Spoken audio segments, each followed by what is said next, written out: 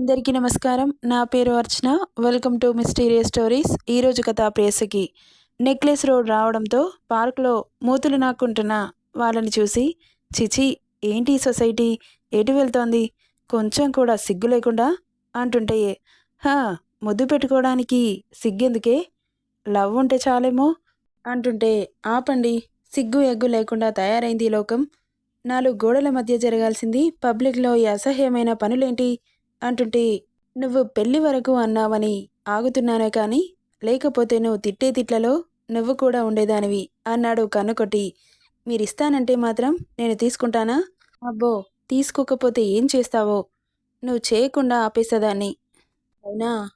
ఆహా, తమరాపితే ఆగుతాను అనుకున్నారా? ఆగక ఏం చేసేవారు?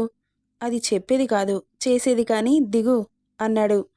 ఎక్కడికి తీసుకొచ్చాడు అని చుట్టూ చూసింది. పక్కన చాట్ బండి కనిపిస్తుంటే ఎగ్జైట్ అవుతూ దిగింది కిందకి. ఎందుకంత ఎగ్జైట్ అవుతున్నావు? ఇంట్లో మామ్ని చేయమంటే చేస్తుందిగా అంటున్న హర్షిత్ని నవ్వుతూ చూస్తూ, ఇంట్లో తినేవి ఇంట్లో తినాలి సార్, బయట తినేవి బయట తినాలి. ఇంత మంచి వాతావరణాన్ని ఎంజాయ్ చేస్తూ పక్కన మీరు పీస్ఫుల్గా ఉన్న క్లైమేట్ ఎంత బాగుంది అంటుంటే, చాలా బాగుంది అంటూ ముద్దు పెట్టడానికి ముందు కొంగుతుంటే చేతిపై ఒకటిచ్చింది. ఎయ్, ఏంటి అలా కొడతావ్? మరి పబ్లిక్లో ఏంటి సరసాలు? ఇప్పుడే కదే చాలా బాగుంది అన్నావు. బాగుందన్నది క్లైమేట్ అంటే నేను కదా? మీరు? హా, నేను అంతకంటే ఎక్కువగా బాగున్నారు. మరి కనీసం టచ్ కూడా చేయనివ్వట్లేదు. ఇంటికి వెళ్ళాక కొంచెం ఏంటి, మీ ఇష్టం వచ్చినంతసేపు టచ్ చేసుకోండి. ఇప్పుడు మాత్రం నో టచెస్, నో కిసెస్. మరి దీనికే బయటకు రావడం ఎందుకో? ఆఫీస్లో ఆర్డర్ చేసుకుని తినేయొచ్చుగా అంటుంటే, అప్పుడు ఆఫీస్లో ముద్దులు కూడా పెట్టుకోవచ్చుగా, బయట పెట్టుకోవడం ఎందుకు అనింది. మాటలు నేర్చావు అంటూ చాట్ బండి దగ్గరికి వెళ్ళి, భయ్యా 2 ప్లేట్స్ బేల్పూరి దేవో అంటుంటే, ఆమె మాటలకి ఆశ్చర్యంగా చూస్తున్నాడు హర్షిత్. ఏంటి సార్ ఎలా చూస్తున్నారు అంటుంటే, నథింగ్ అని ఆమె చేతిలో ఉన్న ప్లేట్ తీసుకున్నాడు. 6 ప్లేట్ని చేతిలో పట్టుకుని నోట్లో పెట్టుకున్నదల్లా ఆగి హర్షిత్ నోట్లో పెట్టింది. ఎలా ఉంది అనింది. నువ్వు పెట్టావా, చాలా బాగుంది అన్నాడు.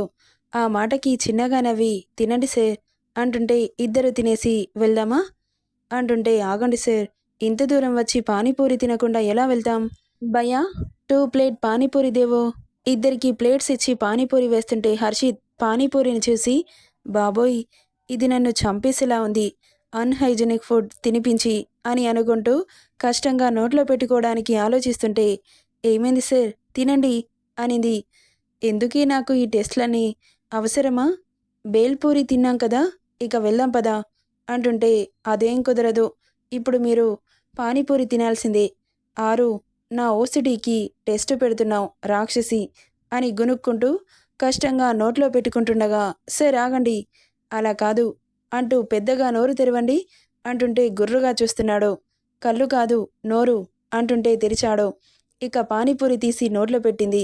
భయా తోడ ప్యాజ్ దాలో అంటుంటే ఆనియన్ తీసి పానీపూరిలో వేసి హర్షిత్ నోట్లో పెడుతుంటే, హే స్టాప్ ఇట్ అని అరిచాడు. భయపడి కింద పడేసింది. భయంతో చూస్తూ ఉంది తనని. నాకొద్దని చెప్పా కదా, నువ్వు తిను అన్నాడు నవ్వుతూ. బాధపడుతుందని 6 అమ్మయ్యా భయపడ్డాను అనుకుంటూ, ఇదొక్కటి తిను ప్లీజ్ అంటూ పానీపూరి తీసి హర్షిత్ నోట్లో పెట్టింది. ఇంకోటి, ఇక చాలు, స్టమక్ ఫుల్ అయింది అంటుంటే ఇక తినింది 6. ఒక ప్లేట్ ఇద్దరు తిన్నారు. తనకు కూడా స్టమక్ ఫుల్ అవ్వడంతో మనీ ఇచ్చేసి వాటర్ తాగుతుండగా, ఓయ్ ఆగు అంటూ బైక్ పౌచ్లో వాటర్ బాటిల్ తీసి 6 చేతిలో పెట్టి, డ్రింక్ ఇట్ అన్నాడు. తాగింది. వెళ్దామా అంటుంటే, కాసేపు ఇక్కడే ఉందాం సార్ అనింది. సరే అని అక్కడే కాసేపు పార్కులో తిరిగేసి సరదాగా మాట్లాడుకుంటూ ఇంటికి బయలుదేరారు. 6ని ఇంటి దగ్గర వదిలి ఆఫీస్లో చాలా వర్క్ ఉండడంతో వెళ్ళాడు. పెళ్లి టైం దగ్గర పడుతోంది. పెళ్లికి కావాల్సిన షాపింగ్ చేయడానికి మాల్కెళ్లారు అందరూ. హర్షిత్కి ఆఫీస్లో వర్క్ ఎక్కువగా ఉండడంతో పెళ్లి కూతురికి బట్టలు తీసుకోవడానికి వెళ్లారు. పెళ్లి వరకు వర్క్ ఫినిష్ చేయాలని టైం వేస్ట్ చేయట్లేదు. ఇక తన బట్టల సెలక్షన్కి బాబు రాలేదని కోపంగా ఉంది. 6 అమ్మ 6 ఇదెలా ఉంది అంటూ ఒకసారి తీసి చూపించింది. మీకు ఏది నచ్చితే అదే తీసుకోండి అత్తయ్య, మీకు నచ్చితే నాకు నచ్చినట్లే అనింది. అదేంటి, నీకు నచ్చాలి కానీ మాకు నచ్చడమేంటి? మీ సెలక్షన్ బావుంటుందత్తయ్య అని పక్కకు వెళ్ళి నిలబడింది. ఆమె భుజం మీద పడ్డ చేతికి వెనక్కి తిరిగి చూసింది. ఏమైంది వదినా? అన్నయ్య రాలేదని ఫీలవుతున్నావా?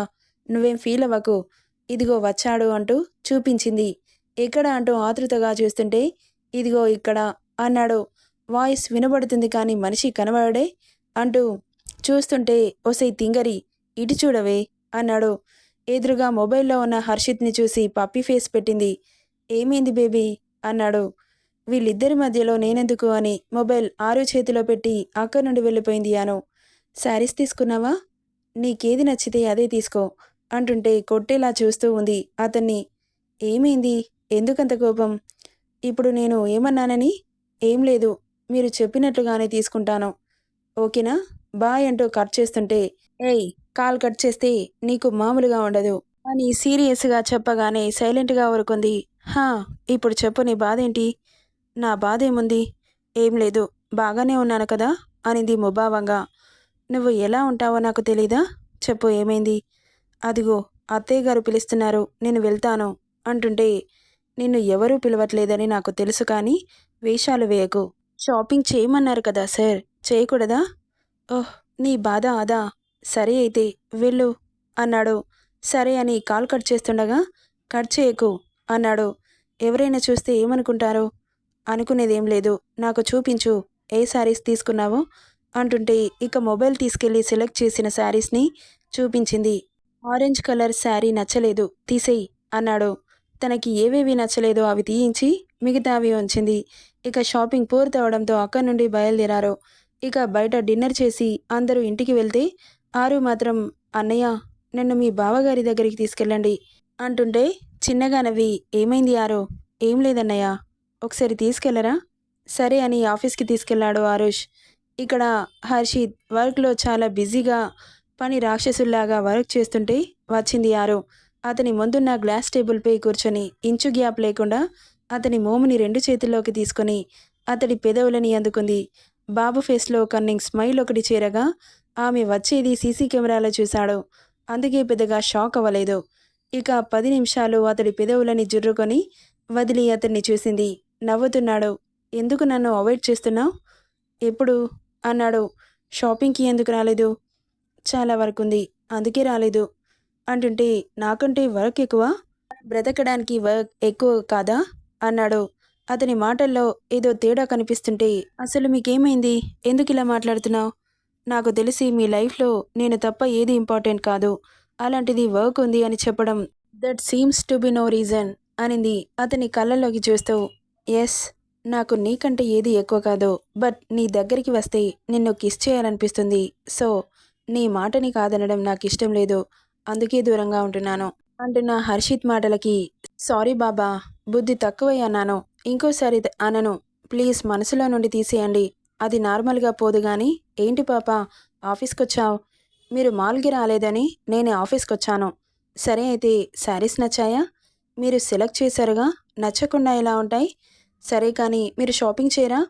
ఇదిగో ఇప్పుడే ఫినిష్ అవుతుంది, వెళ్దామంటూ ల్యాప్టాప్ కీబోర్డ్పై వేళ్లు ఫాస్ట్గా కదుపుతున్నాడు. ఇక డిస్టర్బ్ చేయలేదు ఆరు. కిందకి దిగి ఎదురుగా సీట్లో కూర్చొని టేబుల్పై చేతులు ఆంచి అతన్నే చూస్తూ ఉంది. చురుగ్గా చూస్తున్న అతని కళ్ళు, స్పీడ్గా కదులుతున్న అతని వేళ్ళు. ఇక వర్క్ ఫినిష్ చేసి చిటికేశాడు ఆమె ముందు. అప్పుడు తేరుకొని అతన్ని చూసింది. వెళ్దామా అన్నాడు. ఓకే అని అక్కడి నుండి కదలారిద్దరు. హర్షిత్ షాపింగ్ చేసి ఆరుకి జ్యువెలరీ తీసుకొని ఇంటికి బయలుదేరారు. ఆరు ఇల్లు రావడంతో, బాయ్ బేబీ, నేను వెళ్తాను అంటూ స్టార్ట్ చేస్తుండగా, మీ కళ్ళేంటి సార్ అలా రెడ్గా ఉన్నాయి? నిద్రపోవట్లేదా? తమరు లేకపోతే నిద్రలా వస్తుంది. అయితే నన్ను మీతో తీసుకెళ్ళండి సార్. మీకు నిద్ర లేక హెల్త్ పాడైతే ఎవరికి నష్టం అంటుంటే, ఊరికే అన్నానులే, వర్క్ చాలా ఉందిగా, అందుకే టైం సరిపోవట్లేదు పడుకోవడానికి. మీరు హైదరాబాద్కి వచ్చినప్పటి నుండి చాలా బిజీ అయిపోయారు. ఎందుకు సార్? ఇది కొత్త బ్రాంచ్ కదా, వర్క్ కాస్త ఎక్కువగా ఉంది. మళ్ళీ మన పెళ్లి టైం కూడా దగ్గర పడుతుందిగా, వర్క్ ఫినిష్ చేసుకుంటే కాస్త ఫ్రీ అవుతుంది. అప్పుడు మన హనీమూన్కి ఎలాంటి ప్రాబ్లం ఉండదు అని ఇప్పుడే వర్క్ ఫినిష్ చేస్తున్నాను అంటుంటే ఆరు సిగ్గుతో కళ్ళు కిందకి దించింది. హలో పాప, ఆ సిగ్గుని కాస్త దాచమ్మా, దానికి ఇంకా టైం ఉంది అని ఆమెని దగ్గరికి తెచ్చుకొని బుగ్గ మీద ముద్దు పెట్టి, వెయిటింగ్ ఫర్ అవర్ ఇంటిమేట్ అని హస్కీగా చెప్పి బాయ్ గుడ్ నైట్ అని ఆమె నడుంగిల్లి అక్కడి నుండి వెళ్ళిపోయాడు హర్షిత్. వెళ్తున్న అతన్ని నవ్వుతూ చూస్తూ కనుమరిగేంతవరకు చూసి అక్కడి నుండి వెళ్ళిపోయింది. ఆకాశ పందిళ్ళు భూలోక సందళ్ళు శ్రీరస్తు పెళ్ళిళ్ళు శుభమస్తు నూరేళ్ళు.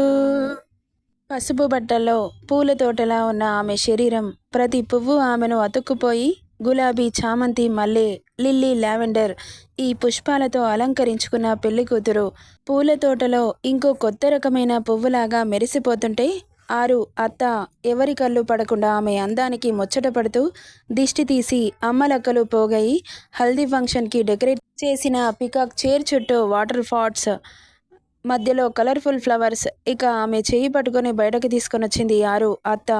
తెల్లటి ముత్యానికి పసుపు కలర్ ఫ్యాన్సీ చీరలో ఆమె జడలో చామంతి, మల్లె, పసుపు, రోజ్ పెటల్స్తో చేసిన చిన్న చిన్న పువ్వుల దారాలు వేలాడుతూ గాలి తగిలినప్పుడల్లా మెల్లగా ఊగుతూ ఆమె జుట్టు మొత్తం నాగుపాములా అలా అటు ఇటు ఆమె నడకకి తాళం వేస్తోంది. జుట్టుతో పాటు పువ్వులు కూడా అంతకంటే ఎక్కువ అందాన్ని ఇస్తున్నాయి. నుదుటిన వేసుకున్న పసుపు పువ్వులతో చేసిన చిన్న మ్యాంగ్ టిక్కా ఆమె ముఖానికి ఒక ఆకర్షణీయమైన గ్లో ఇస్తోంది. పసుపు కాంతి ముఖంపై ప్రతిబింబించి విరిసిన ముద్దబంతి పువ్వులా మారింది ఆమె మోము. చెవులకి వేలాడుతున్న మ్యారీగోల్డ్, జాస్మిన్ పూలతో చేసిన పెద్ద గుండ్రని ఫ్లోరల్ జుమ్కీలు అవి కదులుతుంటే ఆమె నవ్వుతో కలిసి పోటీ పడుతున్నాయి. మెడలో బిగువైన పసుపు పువ్వుల చౌకర్ మధ్యలో చిన్నటి తెల్ల మల్లెపూలు డాట్స్లా ఉండి మొత్తం మెడ మీద ఒక ఫ్రెష్ ఫ్రాగ్రెన్స్ తెస్తోంది. చేతి మీద పసుపు పువ్వులతో చేసిన హాత్ఫుల్ అంటే వేలి నుండి మణికట్టు వరకు ఉండే ఫ్లోరల్ బ్రేస్లెట్. ఆమె చేతులు కదిలినప్పుడల్లా వేలాడుతున్న పూలు ఆమె కదలికకి రాగం పలికిస్తున్నట్లుగా ఉన్నాయి. నడుముకు చుట్టిన మల్లె, చామంతితో చేసిన సన్నని వడ్డానం ఆమె నడుమంపు మరింత ఆకర్షణీయంగా పసుపు కాంతిలో నాట్యం చేస్తున్నట్లు కనిపిస్తోంది. కాళ్లకు వేసుకున్న వెండి పట్టీలు ప్రతి అడుగుకి సంగీతం పలికిస్తున్నట్లు చెవులకి వినసొంపుగా వినిపిస్తోంది. ఆమె మొత్తంగా బంగారు వర్ణంలో మెరుస్తుంటే అలాగే చూస్తూ ఉండిపోయారు. ఇక చైర్లో కూర్చోబెడుతుండగా ఫోటోగ్రాఫర్ ఆరుని కవర్ చేస్తూ డిఫరెంట్ స్టిల్స్తో పిక్స్ తీశాడు. ఇక చైర్లో కూర్చోబెట్టి మొత్తం అందరూ ఒక్కొక్కరుగా వచ్చి ఆమెకు నిండుగా పసుపు రాసి అక్షింతలు వేసి రోజ్ ఫ్లవర్ పెటల్స్ వేసిన ఆమె తలపై జల్లెడ పెట్టి వాటర్ పోశారు. ఇక ఆరు చుట్టూ చేరి డిఫరెంట్ స్టిల్స్తో ఆమెకు ఇంకా అందాన్ని తెచ్చిపెడుతుంటే ఈ లైవ్ మొత్తం అక్కడ బాబు వాచ్ చేస్తూ ఉన్నాడు. తనకి హల్దీ ఫంక్షన్ లేదా అంటే ఉంది, బట్ పాపని తనివి తీరా చూసుకొని ఈవినింగ్కి పోస్ట్ పోన్ చేసుకున్నాడు. ఇక ఇక్కడ బ్రైడ్ పాపని తిలకిస్తున్న గ్రూమ్ బాబు కళ్ళు ఆల్చిప్పలైతే చుట్టూ ఏం జరుగుతుందో పట్టించుకోలేని వేరే లోకంలోకి వెళ్ళిపోయాడు. ఆమె మీద పడుతున్న వాటర్ని చూసి కుళ్ళుకుంటూ అసలు వాటర్ కూడా తనని తాకడానికి అదృష్టం చేసుకుంది, నేనేం పాపం చేశాను? ఆమెను నీటితో తడుపుతూ అలా అల్లరి చేస్తున్న ఆరుని చూస్తుంటే మనసుకి హాయిగా అనిపించింది. అప్పుడెప్పుడో తన కలల రాజకుమారి ఇళ్ళలోకి ఎప్పుడెప్పుడు వస్తుందా అని మనసు ఒకటే కలవరింతకు లోనవుతోంది. ఇక పూసిన రోజాలు ఆమె అందానికి కొల్లుకుంటుంటే నవ్వుతూ తిలిగిస్తున్నాడు హల్దీ ప్రోగ్రాంని. కన్నా అన్న పిలుపు కూడా అతడి చెవికి చేరడం లేదు. హర్షిత్ అని గట్టిగా అరిచేసరికి ఇహలోకి వచ్చి చుట్టూ చూశాడు. ఎదురుగా గుర్రుగా చూస్తూ కనబడింది అంజు. ఏంటి మామ్ అన్నాడు ఏం తెలియనట్లు. ఏంటేంటి అసలేం చేస్తున్నావురా అంటుంటే ఆరు హల్దీ ప్రోగ్రాంని చూస్తున్నాను మామ్. ఇప్పుడు చూసే టైమేనా అది? నీకు హల్దీ రాయాలి, ముహూర్తం దాటిపోతోంది కదా కిందకి. అందరూ నీకోసం వెయిట్ చేస్తుంటే నువ్వేమో తమరి ప్రేయసి మంగళ స్నానాలు చూస్తూ కూర్చున్నావా అని అరిచి నువ్వు 5 నిమిషాల్లో కిందుండాలి, ఏం చేస్తావో నాకు తెలీదు అని తన white colour kurta pyjama gold colour లైన్స్తో సింపుల్గా బ్యూటిఫుల్గా ఉంది డ్రెస్ వేర్ చేసి ఆరుని తనివి తీరా చూసుకుని లాపీకి ముద్దిచ్చి అక్కడి నుండి వదల్లేక వెళ్ళాడు కిందకి. ఇక ఆడవాళ్ళంతా పోగాయి బాబుగారి కోసం చూస్తుంటే హర్షిత్కి వాళ్ళని చూస్తుంటే సిగ్గుతో కోపం వచ్చేసింది. ఏమింది కన్నా రా అంటూ చెయ్యి పట్టి తీసుకెళ్తుంటే ప్లీజ్ మామ్ ఏంటి నాకు ఈ టార్చర్ అంటుంటే టార్చరా అంటూ నోటు మీద వేలేసుకొని అలాగే చూస్తూ ఉంది. ఏంట్రా టార్చరా? నీకు పసుపు రాసి మంగళ స్నానం చేయించాలిరా అంటూ చెయ్యి పట్టి లాక్కెళ్ళింది అంజు. వైట్ కలర్ కుర్తాలో నిండు పున్నమి చంద్రుడి రూపం తలపిస్తున్న హర్షిత్ని చూస్తూ ఉండిపోయారు బంధువులంతా. అంజు తన కొడుకు అందానికి దిష్టి తగలకుండా దిష్టి తీసి గర్వంతో కూడిన చిరునవ్వు ఆమె పెదవులపై. ఇక స్టార్ట్ చేసి అతడి ఒంటి మీద ఉన్న కుర్తా తీస్తున్న అంజుని షార్ప్గా చూసి, ఏంటి మామ్, ఊరుకుంటున్నాను కదా అని నీ ఇష్టానికి ప్రవర్తిస్తున్నావు అంటుంటే, హర్షిత్ అన్నాడు సీరియస్గా హర్ష. అతని మాటలకి సైలెంట్ అయిపోయాడు. హర్షిత్, కాస్త వెయిట్ చేయనానా, ఇది ఆచారం, మన ఇష్టానికి ప్రవర్తించకూడదు. తమరే చెప్పాలి మరి, తమరి హల్దీ ఫంక్షన్లో ఎంత గొడవ చేశారు బాబు, మేము మర్చిపోలేదనుకుంటున్నారా హర్ష సార్. ఇక అంజు హర్ష ఇద్దరూ కలిసి కొడుకు బంగారు వర్ణంలా మెరుస్తున్న అతని దేహానికి పచ్చటి పసుపు ఒళ్ళంతా రాసి గులాబీ రేకులు ఉన్న పసుపు నీళ్ళని అతడి తల మీద జల్లెడపెట్టి పోసారిద్దరు. అలా వాటర్ మధ్యలో హర్షిత్ని చూస్తుంటే రెండు కళ్ళు చాలట్లేదు అతడి అందానికి. అను, అగస్త్య, ఆరుష్, ప్రియ వీళ్ళందరూ హర్షిత్ని ఆట పట్టిస్తూ వాటర్ పోస్తుంటే ఆనందం అంతా ఆ ఇంట్లోనే ఉందా అన్న అంతా హ్యాపీగా ఎంజాయ్ చేశారు. ఇక ఈవినింగ్ అవుతుండగా అందరూ రెడీ అయ్యి హాల్లో కూర్చున్నారు. హర్షిత్ని రెడీ చేసి కిందకు తీసుకొచ్చింది అను. తన కోసం అరేంజ్ చేసిన కుర్చీలో కూర్చోబెట్టి పెళ్లి తిలకం దిద్ది బట్టలు పెట్టి అక్షింతలు వేసి ఆశీర్వదించింది. ఇక తల్లి తండ్రి పెట్టిన బట్టలను వేరు చేసి కూర్చున్నాడు. మళ్ళీ మామ్, ఇంకా ఎంతసేపు అంటుంటే, అలా అనకూడదు నాన్న, పెళ్లి ఆచారాలని సక్రమంగా చేయనివ్వు అంటూ కసిరి కూర్చోబెట్టింది. ఇంటి పెళ్లి కొడుకుని చేసి మిగతా వారు కూడా ఒక్కొక్కరు చేస్తుంటే అవేవి అతని కళ్ళ ముందు కనిపించట్లేదు. ఆరు రూపం మాత్రమే కళ్ళ ముందు కదలాడుతోంది. ఎల్లో కలర్ శారీలో ఇంతకు ముందు చూసిన ఆరుని ఊహించుకుంటున్నాడు. తెల్లటి మంచు కొండలపై ఆరు పసుపు కలర్ చీరలో వయ్యారంగా నడుచుకుంటూ చంకలో బంగారు వర్ణంలో ఉన్న బిందె పట్టుకొని హంసలా వస్తుంటే అలాగే చూస్తూ ఉన్నాడు. బిందె ఎత్తి చూస్తున్న హర్షిత్ తలపై ముత్యాల వర్షం కురిపిస్తుంటే ఆమె చేతిలో నుండి లాక్కొని ఆమె తలపై పోస్తున్నాడు. అలా ముత్యాలు ఆమెను అభిషేకిస్తుంటే లోకాన్ని మరిచి తెల్లటి ముత్యాల స్పర్శకి గెంతులేస్తూ చుట్టూ తిరుగుతున్న ఆరుని కళ్ళకి కట్టినట్లు ఆమె రూపాన్ని ఊహించుకుంటుంటే అద్భుతంగా కనిపిస్తున్న ఆమె అందం అతడిని వివశుని చేసింది. నోట్లో స్వీట్ పెట్టడానికి అని అతని నోటికి అంజు స్వీట్ని అందిస్తుంటే ఏటో చూస్తున్న కొడుకుని హర్షిత్ అంటూ అరిచింది. ఈ లోకంలోకి వచ్చి అంజుని చూశాడు. ఏమైంది కన్నా, ఏం ఆలోచిస్తున్నావు అంటూ స్వీట్ నోట్లో పెట్టింది. ఇక ఆ ఊహకి ఎప్పుడెప్పుడు అతడి ప్రియసఖిని చూద్దామా అని మనసు తప్పిస్తుంటే అసహనంగా ఈ ప్రోగ్రాం ఎప్పుడైపోతుందా అని చూస్తూ ఉన్నాడు. ఇంకా హర్షిత్ బలవంతంగా ఇంకో 2 గంటలు ముళ్ళ మీద కూర్చున్నట్లు కూర్చొని ప్రోగ్రాం అయిపోవడంతో డ్రెస్ చేంజ్ చేసుకొని ఆరుని చూడ్డానికి వెళ్తుండగా కన్నా అన్న పిలుపుకి వెనక్కి తిరిగి చూశాడు. ఎక్కడికి వెళ్తున్నావు అంటుంటే ఏం చెప్పాలో తెలియక ఆరు దగ్గరికి మామ్ అన్నాడు సత్య హరిశ్చంద్రుడి కొడుకులాగా. అదేంటి, పెళ్లి కొడుకు చేసిన తర్వాత ఇంట్లో నుండి బయట కాలు పెట్టకూడదు అంటుంటే, ఏదేదో చెప్పి నన్ను కట్టడి చేయాలని చూడకు మామ్ అని అంటుంటే వీళ్ళ మాటలు విని కిందకు వచ్చిన హర్ష, ఏమైంది నాన్న అంటుంటే ఏం చెప్పాలో తెలియక, ఏం లేదు డాడ్ అంటూ వెళ్తుంటే, ఆగు, పెళ్లి కొడుకుని చేసిన తర్వాత ఇంట్లో నుండి బయటకి వెళ్ళకూడదు, పెళ్ళయ్యే వరకు ఎక్కడికి వెళ్ళకూడదు అంటుంటే అసహనంగా అతని రూమ్లోకి వెళ్ళాడు హర్షిత్. కొడుకును చూసి చిన్నగా నవ్వుకున్నారిద్దరు. బాగానే చెబుతున్నారు కానీ తమరు కూడా నన్ను చూడ్డానికి ఎన్ని విన్యాసాలు చేశారు సార్ అనింది హర్షని చూసి. ఆమె మాటలకి చిరుకోపంగా చూశాడు హర్ష. నేనసలు నిన్ను చూడకుండా ఉండలేను అనే కదా ఇక్కడ పెళ్లి చేసుకుందామంటే ఊర్లో చేసుకోవాలని మొండుపట్టు పట్టారు. కొందరికి హార్ట్ అనేదే ఉండదు. అన్ని రోజుల్లో నన్ను చూడకుండా ఎలా ఉన్నావే, నిన్ను చూడకుండా ఎందుకున్నాను, నువ్వెప్పుడు ఇక్కడే ఉన్నావుగా అంటూ బ్రెయిన్ చూపించింది. అబ్బో, చాలా బాగా మాటలు నేర్చావు కానీ పద అంటుంటే, మరి నేను వెళ్ళను అన్నా కానీ పంపించారు మీరు. ఎలా ఉన్నారు నన్ను చూడకుండా? నిన్ను చూడకుండా ఎక్కడున్నాను? తమరి లైవ్ టెలికాస్ట్ ఇక్కడ చూస్తూనే ఉన్నానుగా. అందుకేనా తమరి పుత్రరత్నం కూడా అలాగే వాడి కాబోయే పిల్లాన్ని చూసుకుంటున్నాడు అంటుంటే నవ్వాడు హర్ష. ఆమె చేయి పట్టి దగ్గరికి లాక్కొని, నాకు అప్పటి రోజులు గుర్తొస్తున్నాయి. అప్పుడు నిన్ను చూడాలన్న ఆతృతలో పెళ్లి మూమెంట్స్ని మనస్ఫూర్తిగా ఫీల్ అవ్వలేకపోయాను. మళ్ళీ పెళ్లి చేసుకుందామా అన్నాడు ఆమె మెడవంపులో రాస్తూ. అదేంటి మళ్ళీ పెళ్ళా అనింది అంజు. అవును, ఎందుకలా షాక్ అవుతున్నావు? కొడుకు పెళ్లి పెట్టుకొని తల్లిదండ్రులు ఎక్కడైనా పెళ్లి చేసుకుంటారా? ఎవరి గురించి మనకెందుకు, మనం హ్యాపీగా ఉన్నామా లేదా అనేదే ముఖ్యం. ఫ్యూచర్లో షష్ఠి పూర్తి ఉంటుందిగా, అప్పుడు హ్యాపీగా చేసుకుందాంలే. అది ఓల్డ్ మ్యాన్స్ చేసుకునే సెరమనీ. మనం ఇంకా ఓల్డ్ మ్యాన్ ఉమెన్ కాలేదంటావా? అంటుంటే ఇంకోసారి ఓల్డ్ అన్నావంటే వాయగొడతా అంటూ ఆమె బ్యాక్ మీద ఒక్కటి పీకాడు.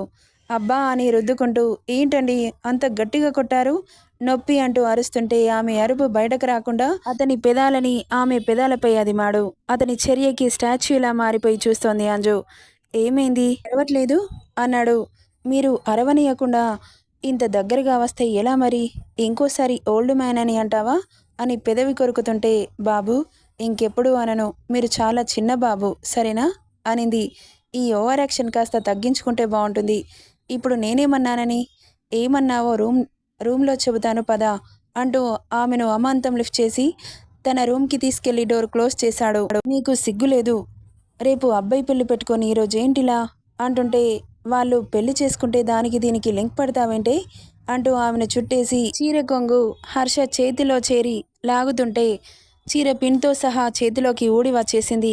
ఆమె అందాలు కనిపించనీయకుండా చేతులతో కప్పుకుంటుంటే ఏంటి బేబ్ కొత్తగా చూపిస్తున్నట్లు సిగ్గుపడతావేంటి హస్కీగా చెప్పి ఆమె చేతులని వెనక్కి పెట్టి ఎద మీద తడి ముద్దులు అద్దుతుంటే వాళ్ళిద్దరూ కలిసిన ప్రతిసారి కొత్త కొత్త అనుభూతులను ఆమెకు పరిచయం చేశాడు హర్ష. ఫస్ట్ నైట్ రోజు ఎంత ఫీల్ అయిందో అదే ఫీల్తో ఉంటుంది అంజు కూడా. అతడి పెదవుల స్పర్శకి వెచ్చటి శ్వాస వేగంగా అతన్ని తాకుతుంటే ఆమెలో రేగిన అలజడిని ఇంకా రెట్టింపు చేస్తూ బ్లౌజ్ హుక్స్ ఒక్కోటి పళ్ళతో రిమూవ్ చేస్తుంటే సిగ్గుతో అతడికి గట్టిగా హత్తుకుంది.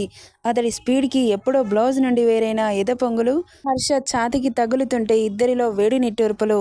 ఆమెను గట్టిగా హత్తుకొని అతని పెదవులతో సరిగమలు పలికిస్తుంటే వలువలు దూరమైంది కూడా తెలియలేదు ఇద్దరిలో. ఎందుకు నువ్వు టచ్ చేసిన ప్రతిసారి కొత్తగానే అనిపిస్తుంది అనింది అతడి గుండెల్లో ఒదుగుతూ. ఎందుకో చెప్పనా? నువ్వు నన్ను మనస్ఫూర్తిగా యాక్సెప్ట్ చేసావు కాబట్టి. అందుకే నేను టచ్ చేసిన ప్రతిసారి ఫీల్ అవుతావు. మరి నేను అనింది. Come again. అదే నేను నిన్ను సాటిస్ఫై చేస్తానా అనింది చిన్నగా. ఆమె మాటలకి కోపం వస్తుంటే అణుచుకుంటూ నీకేమనిపించింది ఇన్నేళ్ల కాలంలో? నేను సాటిస్ఫై అయ్యాననా కాలేదు అనా అంటుంటే అయ్యావని అనిపించింది అనింది. మరెందుకు తిక్క క్వశ్చన్స్ వేసి మూడ్ స్పాయిల్ చేస్తావు? ఇంకా నోటికి పని చెప్పకు, నా పనిని నన్ను చేసుకునేవు అంటూ ఆమెను ఎత్తి బెడ్ మీద చేర్చి ఆమె మీద వాలిపోయాడు. అతడి చేతులు చేసే అల్లరి ఆమెలో ఇంకా వేడిని రప్పిస్తుంటే మోకింగ్ సౌండ్స్కి తాపం పెరిగి ఇద్దరు ఒకరిగా మారి కరిగిపోయారు. నెక్స్ట్ పార్ట్లో ఏం జరుగుతుందో చూద్దాం. ఈ స్టోరీ ఎలా ఉందో కామెంట్ చేయండి guys. Thank you for listening.